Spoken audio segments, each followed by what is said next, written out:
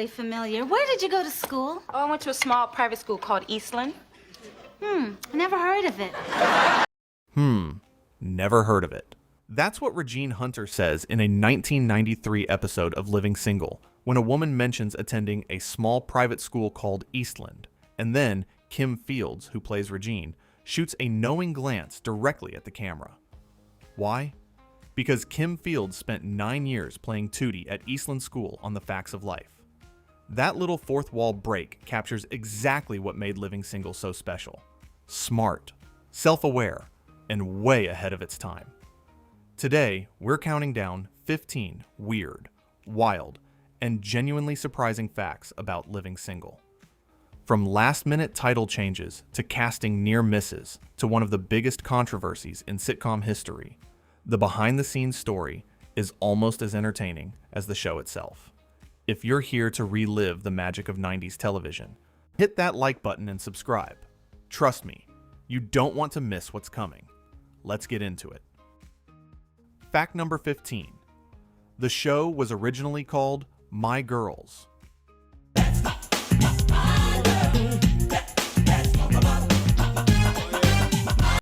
We're starting with something that changes everything you thought you knew about this show. Living Single was not supposed to be called Living Single. The original title was My Girls. That's how Fox announced it back in March of 1993. That's what everyone called it during development.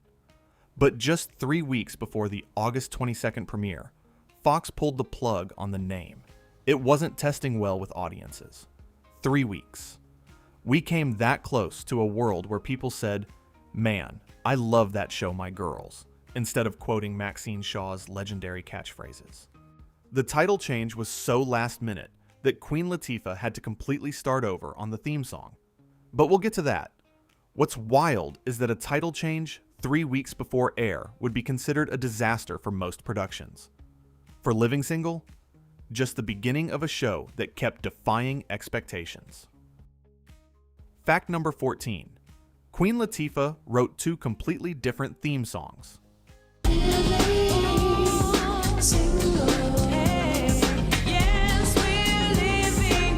So about that title change.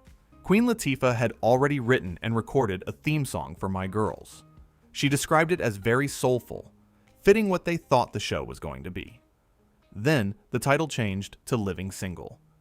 And that soulful track, gone. Completely scrapped. Latifah went back to the drawing board with rapper-producer Def Jeff. He created the beat on a drum machine. She wrote the rhyme. That check, check, check it out hook that got stuck in everyone's head throughout the 90s, that was version 2. The original My Girls theme has actually surfaced online since then.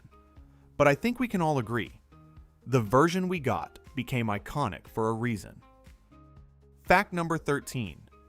The creator was only 27 years old. Here's something that blows my mind every time I think about it. Yvette Lee Bowser, the woman who created Living Single, was 27 years old when the show got greenlit. And she wasn't just creating any show. She was making history. Bowser became the first black woman to create and run her own primetime network series. The craziest part? She didn't even know. Bowser has said she had no idea she was the first black woman to accomplish this until the press started telling her. She was just trying to make a good show. Her path to that moment was a sprint. In 1987, she started as an unpaid apprentice writer on A Different World. Over 5 years, she worked her way up to producer, writing 25 episodes along the way. When she got the opportunity to pitch Living Single, she took 2 weeks off from her job on Hangin' with Mr. Cooper to write the pilot. She got the phone call that the show was picked up on May 10th, 1993. And she was literally sitting in a hair appointment when she found out her life was about to change. Fact number 12. The characters were named after real people. I'm more than capable of civility, you little cretin. Ever wondered where those character names came from? Here's your answer. Yvette Lee Bowser basically wrote her own life onto the screen.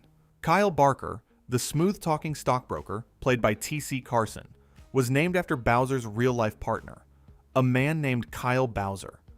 She met him in May of 1992, just months before writing the show. They eventually got married. So every time you watched Kyle Barker on screen, you were watching a character named after the creator's actual husband. It gets better.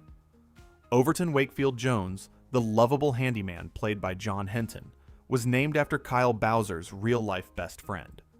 So, the Kyle and Overton friendship on screen? Inspired by a real Kyle and Overton friendship in real life. Bowser has been open about how personal the show was. She said she basically ripped pages out of her diary to tell stories on television. The 4 female leads weren't just characters to her. They were reflections of different sides of herself. She's described being as ditzy as Synclaire, as superficial as Regine, as bitter as Max, and as focused and driven as Khadijah at different points in her own life. That authenticity? It's exactly why the show resonated so deeply. Fact number 11. Lela Rochon was originally supposed to play Maxine Shaw. I mean, you don't want a girlfriend. You want a psychiatrist who's good in bed. Listen to my problem. Listen to my problem. Now, we're getting into the casting near misses. And this one is a big deal. Maxine Shaw. The sharp-tongued attorney who became one of the most iconic sitcom characters of the decade. She was not originally supposed to be played by Erica Alexander. The role was initially going to Lela Rochon, who would later star in Waiting to Exhale. According to Alexander herself, something happened with that casting, and she got called in to audition. Bowser knew Alexander from her work as Cousin Pam on The Cosby Show, but she hadn't been particularly impressed. She didn't think the character was especially humorous. Then Alexander walked into that audition room, and everything changed. Bowser has called it a revelation. Whatever Alexander did in that room convinced everyone she was Maxine Shaw. It's one of those sliding door moments in television history. Lela Rochon went on to have a great career. But can you imagine anyone other than Erica Alexander delivering those Maxine Shaw monologues? Number 10. Fox tried to cut Maxine from the show. Entirely. Here's where that story gets even wilder. After Erica Alexander was cast, Fox executives had second thoughts. Not about the actress, about the character. They found Maxine intimidating on paper. Too unapologetically black. Too fierce. Too female. Too much. Let that sink in. Network executives looked at what would become one of the most beloved sitcom characters of the 90s and said, maybe we should just not have her in the show. Yvette Lee Bowser was 27 years old. Her entire career was on the line. And she said no. She told the network that taking Max out of the show would be taking a big part of herself out of the show, and she'd rather not do it at all. That's a 27-year-old first-time showrunner going to the mat against network executives for a character they wanted to delete. The compromise they reached actually made the show better. Instead of Max living in the brownstone with the other women, she would live across the street. Bowser realized this was actually funnier. Max was constantly over at the apartment uninvited, raiding the fridge, going through closets. The pushiness became a running joke that wouldn't have existed if she'd been just another roommate. Sometimes the best creative decisions come from fighting bad notes. Fact number 9. Synclaire was supposed to be played by Monie Love. Attention, everyone! I am proud to announce that I am no longer working for the oppressive management of Flavor magazine. The casting surprises keep coming. Kim Coles, who brought Synclaire James to life with unforgettable optimism and perfectly timed comedic beats. She was not the first choice. The part was originally intended for Monie Love, the British rapper who was part of Queen Latifah's real-life circle and a collaborator in the Native Tongues hip-hop collective. Monie Love was unable to take the part for reasons that haven't been made public. Kim Coles stepped in, bringing her experience from the original cast of In Living Color, the same show that launched Jim Carrey and Jamie Foxx, and the rest is history. What's interesting is how the entire cast came together. Queen Latifah and Kim Coles were actually the first two attached, both having existing development deals with Fox and Warner Brothers. Bowser built the ensemble around them. She made a conscious choice to pair TV newcomers like Latifah and Coles with experienced veterans like Kim Fields and Erica Alexander. That mix of fresh energy and seasoned expertise, part of what made the chemistry so electric. Fact number 8. T.C. Carson was cast from a VHS tape mailed from Chicago. I see an ex-boyfriend, a fine fiancé, and a spinster. This is one of my favorite casting stories from any show. T.C. Carson, who played Kyle Barker for 4 seasons and created one of the most memorable romantic pairings in sitcom history with Erica Alexander, he got the job without ever auditioning in person. He mailed a VHS tape from Chicago. That's it, a VHS tape. Yvette Lee Bowser popped that tape into a player and immediately said, "That's Kyle. That's Kyle." But wait, it gets stranger. Carson and Erica Alexander never did a chemistry read together. For those who don't know, a chemistry read is standard practice when casting a romantic pairing. You want to make sure the actors have that spark on screen before committing to storylines around their relationship.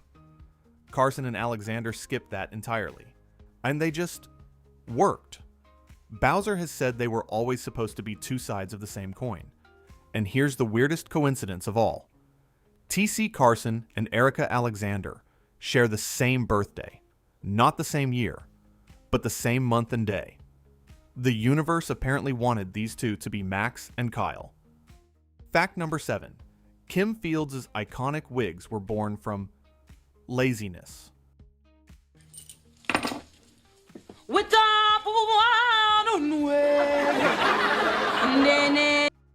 Okay, laziness might be a strong word. Let's say self-care. Regine Hunter's ever-changing wigs became one of the show's most iconic fashion elements. Fans loved watching what new look Regine would rock each episode. The wigs helped normalize wig wearing on television and became a signature part of the character's over-the-top glamour. Here's the thing though, that wasn't a creative decision from the writer's room. It was Kim Fields not wanting to sit in a hair chair every week. After 9 years of getting her hair done for The Facts of Life, Fields was done.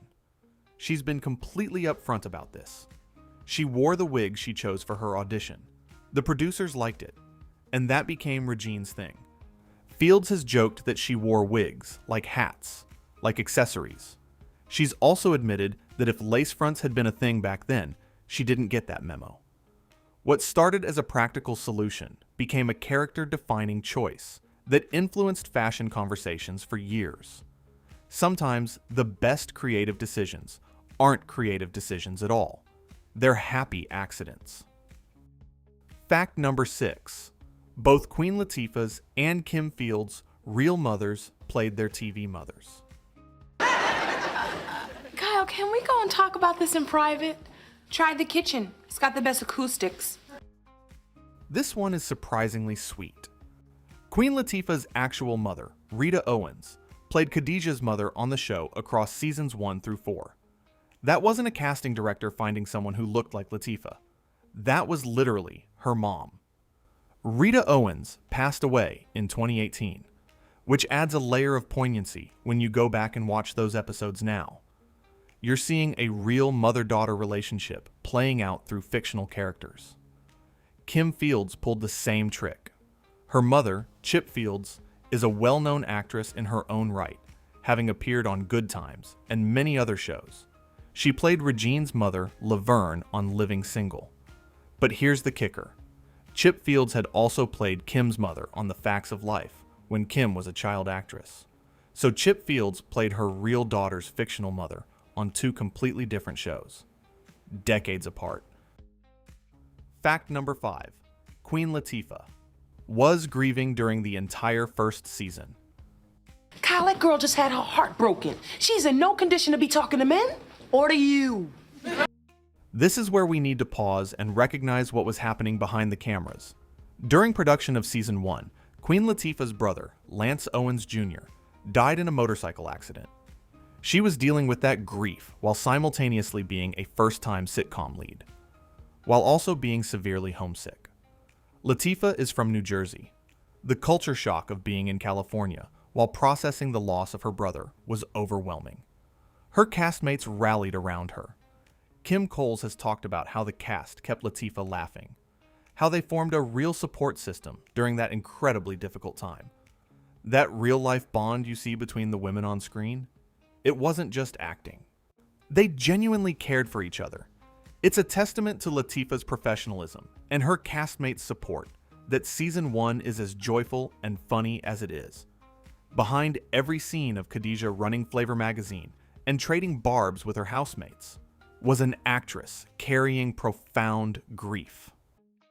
Fact number 4. The show was packed with brilliant Easter eggs. Living Single was loaded with self-referential humor that rewarded attentive viewers. We already talked about the Eastland gag, where Kim Fields' character claims to have never heard of the school she literally attended for 9 seasons on The Facts of Life. But that's just the beginning.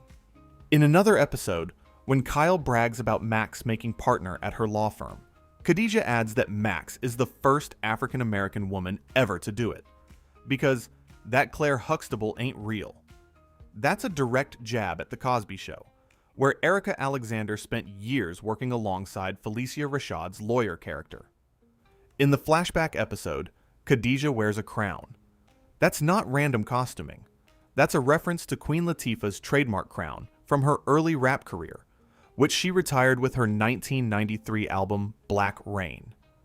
Kim Fields' character Regine wears a costume, copying Janet Jackson's Rhythm Nation military uniform at one point. Fields and Jackson are longtime friends in real life, and the show was basically an unofficial reunion spot for A Different World alumni. Cree Summer, Charnel Brown, Jasmine Guy, Kadeem Hardison all made guest appearances. And remember, Yvette Lee Bowser got her start on A Different World. The guest star list in general was ridiculous. Terrence Howard, Morris Chestnut, Shamar Moore, Regina King, TLC, Gladys Knight, Eartha Kitt, Arsenio Hall, Grant Hill, Deion Sanders, Rosie O'Donnell, Mario Van Peebles, and his father Melvin Van Peebles played father and son on the show. And here's one that'll blow your mind. Will Ferrell appeared on Living Single months before his Saturday Night Live debut. Living Single saw his talent before SNL did. Fact number 3. Friends was allegedly one of the alternate names for the show. Remember how the title changed from My Girls to Living Single 3 weeks before the premiere? Well, according to Erica Alexander, there was another name in the mix during that frantic rebranding process. Friends. Alexander has claimed that Living Single and Friends were both among the names presented during that title change period. The show chose Living Single. And Friends went to another show, also produced by Warner Brothers, that would premiere the following year.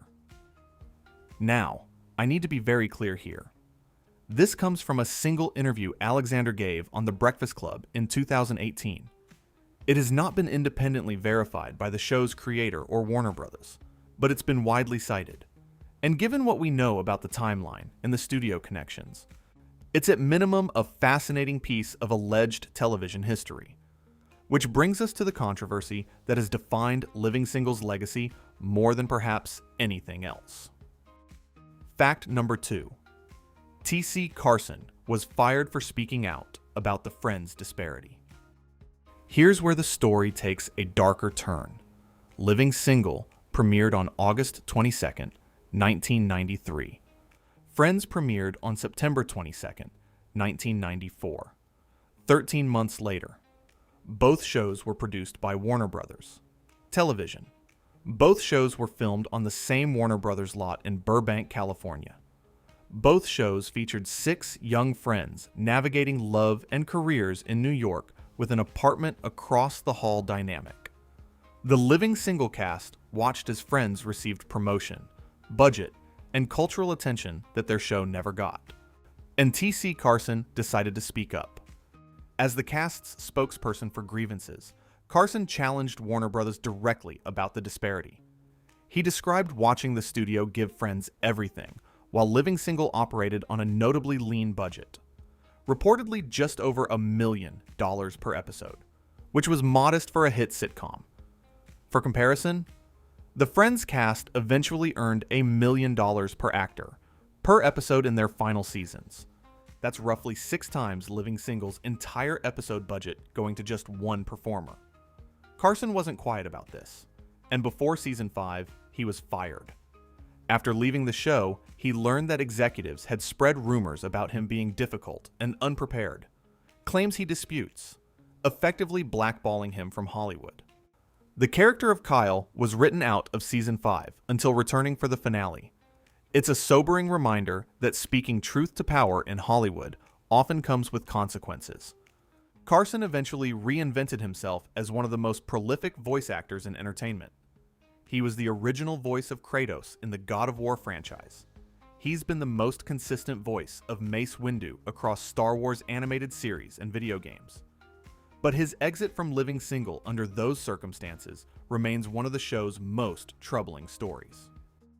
Fact number 1. An NBC executive said he wished he'd bought Living Single. Then Friends appeared. This is the fact that ties everything together. And it's why the Living Single legacy continues to spark passionate debate. Multiple Living Single cast members have recounted the same story.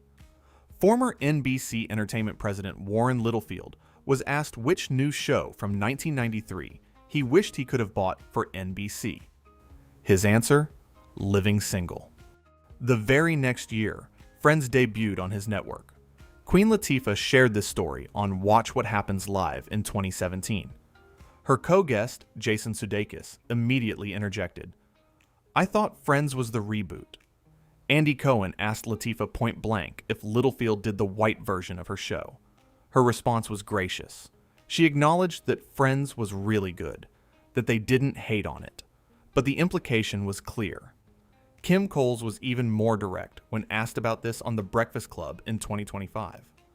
When asked whether Friends owed its success to Living Single, she answered with what she described as 100,000% certainty. She described the production disparity in stark terms. Both shows were Warner Brothers productions, but Living Single was on a little ranch lot off to the side. While Friends had access to marketing, money, and resources that were completely different, the ratings tell a complicated story. Living Single was the #1 comedy in Black and Latino households for its entire 5-season run. But it never cracked the overall Nielsen Top 50. NPR's Code Switch documented that in 1994 and 95, Fox's Thursday lineup featuring Martin, Living Single, and New York Undercover were the 3 highest-rated shows among Black viewers. But none made the top 100 among white viewers. Meanwhile, Friends and Seinfeld were top 10 for white viewers. But neither appeared in Black viewers' top 80. The awards gap is even starker. Living Single received 2 Emmy nominations, both for lighting direction. Friends received 67 Emmy nominations and 6 wins, including Outstanding Comedy Series. Warren Littlefield has never publicly disputed the accounts from Living Single's cast. Friends co-creator Marta Kaufman has never directly addressed the Living Single comparison, though she donated $4 million to Brandeis University for African American Studies after acknowledging embarrassment over Friends' lack of diversity. David Schwimmer partially addressed the controversy in 2020 after Erica Alexander's viral tweet where she wrote, "We invented the template," and added, "You're welcome, bro." Schwimmer acknowledged that it's entirely possible Warner Brothers and NBC, encouraged by the success of Living Single, greenlit the Friends pilot. He said, "If that's the case, everyone involved with Friends is indebted to Living Single for paving the way." Conclusion. So what do we make of all this? Living Single was created by a 27-year-old making history she didn't know she was making. It was staffed by actors cast from VHS tapes and last-minute replacements. It featured characters that networks tried to delete, and wigs chosen because someone didn't want to sit in a hair chair. It operated on a lean budget while a similar show on the same studio lot received overwhelming resources and promotion.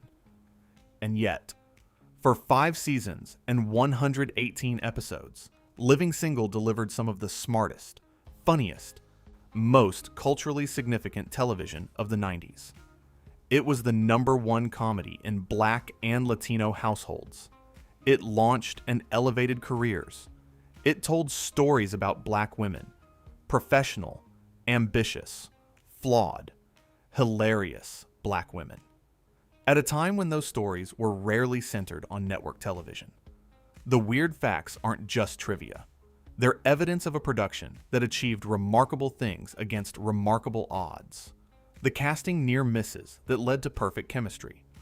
The network notes that were successfully fought. The personal tragedies that the cast carried together. The creative accidents that became iconic moments. Living Single's reassessment in the streaming era, driven by vocal cast members, viral social media conversations, and a new generation discovering the show on Hulu and Disney+, represents one of television's most significant acts of cultural correction. More and more people are recognizing what audiences in Black and Latino households knew all along. This show was special. If you grew up watching Living Single, I hope this brought back some memories, and maybe taught you something new. If you're discovering the show for the first time, all 5 seasons are streaming right now. You owe it to yourself to see what the hype is about. And if you've made it this far, thank you for watching. Drop a comment letting me know which of these facts surprised you the most. Like and subscribe if you want more deep dives into the shows that shaped our childhoods.